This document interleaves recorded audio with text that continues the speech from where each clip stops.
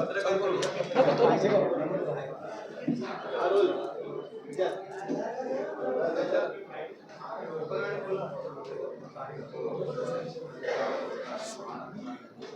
सांगाल, काल महासभेमध्ये हॉस्पिटलच्या प्रस्तावाला स्थगिती देण्यात आली आणि आरोग्य समितीकडे हा प्रस्ताव पाठवला असल्याचं सांगण्यात आलं. सगळ्यांनी सांगितलंय की जागा बदलवा. माझी महापौर उपमहापौर सगळ्यांना विनंती आहे की त्यांनी आपल्याला बेलापूर मतदारसंघामध्ये जागा शोधून द्यावी. निश्चित स्वरूपामध्ये आपण जागा बदलू.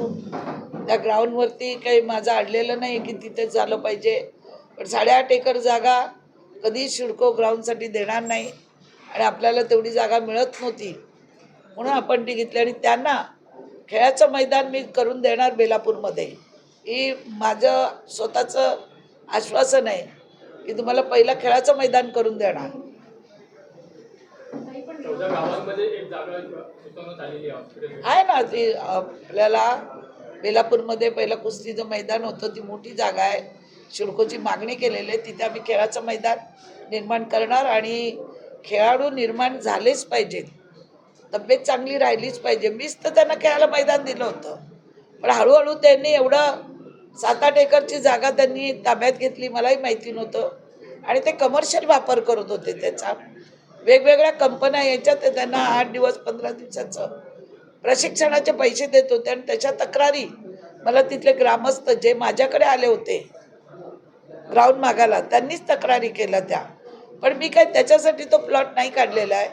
जागा तेवढी मोठी कुठेच उपलब्ध नाही. 8-10 एकरशिवाय मेडिकल कॉलेज आणि हॉस्पिटल होऊ शकत नाही, म्हणून त्या जागेला आम्ही महत्त्व दिलं. 14 गावामध्ये आरोग्य केंद्र होतं पूर्वी, ते होईल. 14 गावामध्ये आरोग्य केंद्र होईल, त्यासाठी काय नव्या मुंबईला आम्ही भेटीला धरणार नाही. विरोधकांनी ह्याच्या त्याच्या खांद्यावर बंदूक ठेवण्यापेक्षा, इथून तिथून लोक आणण्यापेक्षा, काल जे ते बोलले आम्ही मंदाताईंना भेटू समजवू, हे ते पहिलाच आले असते तर काही मार्ग तरी निघाला असता. आता सर्व पेपरवर्क झालं आहे.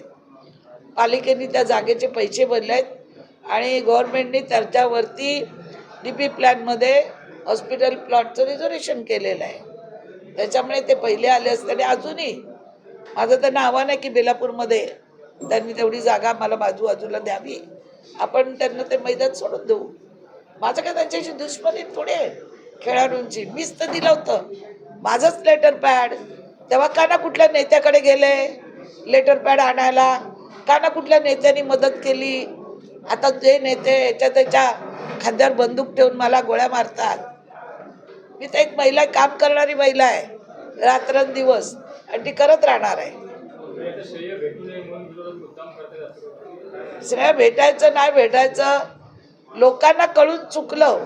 उलट त्यांनी जेवढ्या अडचणी आणल्या, या मी जेवढ्या परवानग्या आणल्या तेवढ्या वेळात ते कोर्टात गेलेत, तेवढ्या अडचणीवर मी मात केलेली आहे.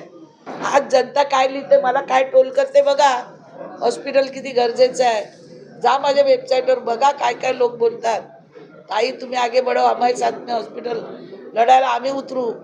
आज तरुणांना पाहिजे, ती गरज आहे, त्यांच्यात त्याला काम मिळणार आहे. लाखो लोकांना, हजारो लोकांना रोजगार प्राप्त होईल. ते काय माझ्या घरच्यांना येणार आहे. एक परिसर सुंदर होईल. प्रशासनाच्या काळात हे सगळे मान्यता मिळाल्या आणि महापालिकेमध्ये सत्ता स्थापन झाल्यानंतर आज महिला महापौर आहे.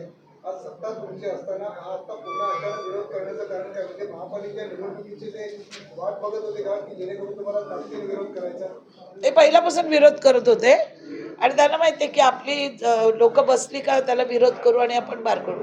पण माननीय राज्याचे मुख्यमंत्री आदरणीय देवेंद्रजी फडणवीस साहेब, त्यांचं स्वतःचं स्वप्न आहे की हॉस्पिटल झालंच पाहिजे आणि झालं तर ते हॉस्पिटल त्यांच्याचमुळे होणार.